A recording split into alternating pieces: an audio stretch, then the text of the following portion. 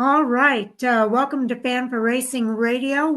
And joining me for tonight's show is Jay Hughesman. I am Fan for Racing Sharon. So welcome to the show. And we are here to do our review of the ARCA Menards series and the ARCA West race at Phoenix. So definitely looking forward to that, Jay. Overall thoughts about the race at Phoenix. Did you get a chance to see any of it? I listened to some of it and I watched different parts of it. I know I still got time to finish watching before Hot Topics, but from what I saw and heard so far, I think it was some great racing. One of those things, if you're a fan and you were looking for everything, I think you kind of got it, because there was obviously some discussion amongst drivers, some little bit of controversy and upset feelings. And I don't think there were any major wrecks or anything, so we didn't go too far with it. So to me, kind of everybody got what they were looking for, I think. I think so. I thought it was a fairly good race. You're right. It had a little bit of everything in there. And a last lap pass again for the lead, which always makes it exciting. But let's go ahead and go over our notes here for the ARCA Menards series. And they raced the General Tire 150 out of Phoenix Raceway. You want to take the first highlight there, Jay? Talking about Brent Cruz, your winner, the number 18 JBL Audio Toyota, picked up his third career ARCA Menards Series victory in Friday night's General Tire 150 there at Phoenix Raceway. Now, Cruz, in his first start for Joe Gibbs Racing, took the lead from Brendan Queen, the number 28 Best Repair Net Chevrolet, in that final corner of the second of the race's 2 overtime attempts. Like I said, you can't ask for much more. Yes, it was a very exciting finish, and I think Brent Queen was a little stunned. Cruz's 3 victories have all come on tracks 1 mile in length, but his win at Phoenix was his first victory on a paved surface. He also won at Illinois State Fairgrounds in 23 and followed that up with a win at DuQuoin State Fairgrounds, both 1 mile dirt surfaces. So first time on asphalt at a 1 mile track, and Brent Cruz gets it done this weekend. And I think that's huge when you talk about, and I'm sorry, my voice is a little raspy. I do have a little bit under the weather, but when you talk about a driver with the dirt background or whatever background they come from, when they start showing that evolution on the different style of tracks, look out, because that means they're just getting better and better. That's absolutely correct. Now, Queen, who finished second, and combined with his victory in the season opener at Daytona International Speedway, he has a 1.5 average finish in the 2 races so far in 2025. Another one we're going to see. You can see he was upset by finishing second. Yes, and you know what? A 1.5 average finish is pretty darn good. Now, Joe Gibbs Racing has had 2 drivers in the first 2 races of the season, but the team has mirrored Pinnacle Racing Group and Brendan Queen's results. Queen won at Daytona and finished second at Phoenix, while JGR finished second at Daytona with William Sawalich and won at Phoenix with Cruz. The 2 teams are tied on top of the ARCA Menards Series team owner point standing. So that's going to be fun to watch this season as well. You're right. That one's going to be the storyline for the season. Now, another one, though, we'll have to see where it leads to is Trayton Lepovich, the number 15 Bare Knuckle Fighting Championship Toyota, finished in his third in his ARCA Menards Series debut. Lapcevich was driving the team that helped propel Sean Hingorani to each of the last 2 ARCA Menards Series West Championships. I think I read out of the article on the homepage, as this point, that was his only scheduled start. But a 3rd place finish helps you get more.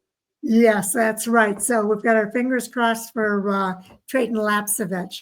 Now, Lawless Allen, he drives that number 20 Auto Parkett Toyota, finished 4th to score his very first ARCA Menards Series top 5 finish. So I was real happy for Lawless Allen. He's had some Truck Series starts. He's coming back to the ARCA Menards Series this season, and I think we might see him show up this year.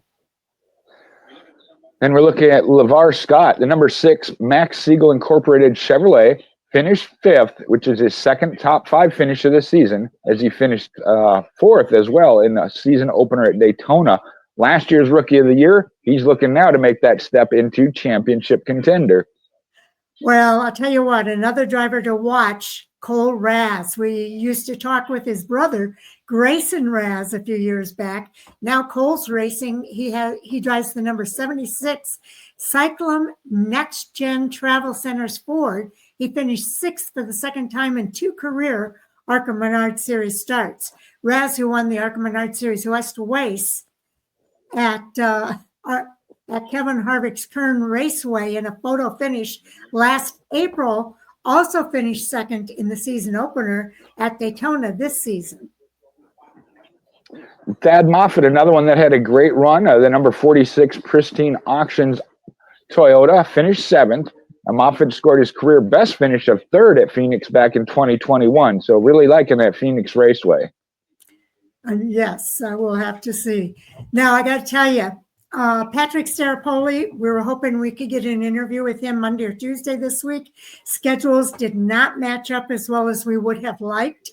So he's asked us to push that into next week. He has a very heavy schedule this week. So we're trying to secure a date for next week to interview him.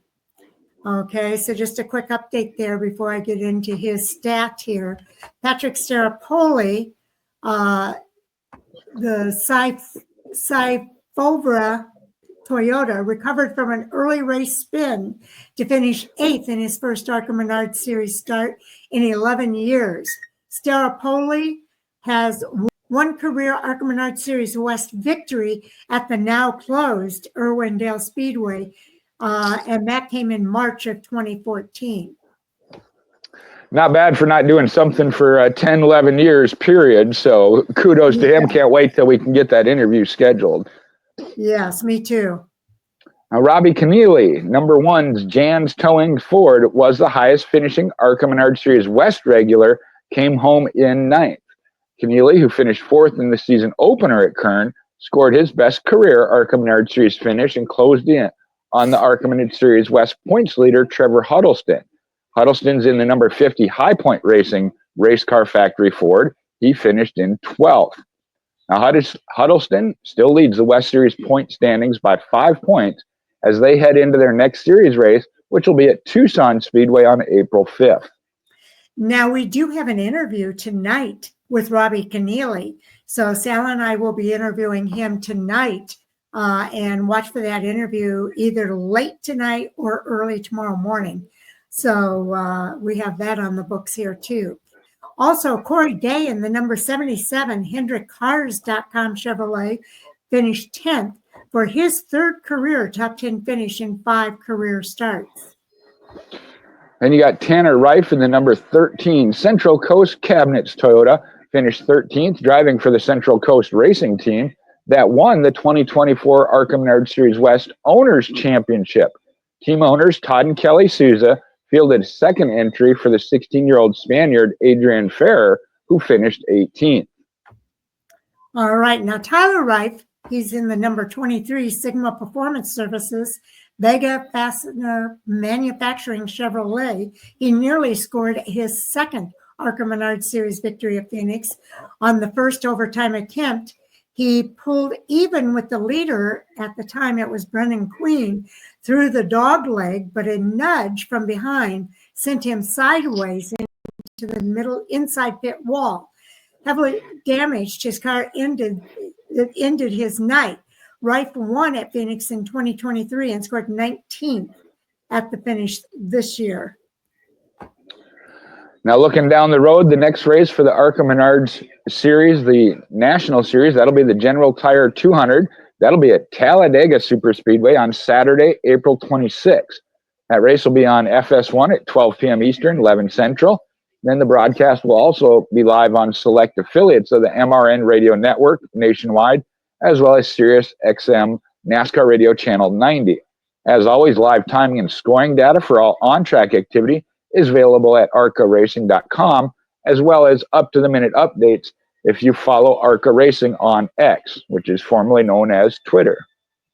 All right. Now, the next race for the ARCA Menards Series West is the NASCAR ARCA Menards Series West 150, presented by the West Coast Stock Car Motorsports Hall of Fame at Tucson Speedway. That's Saturday, April the 5th.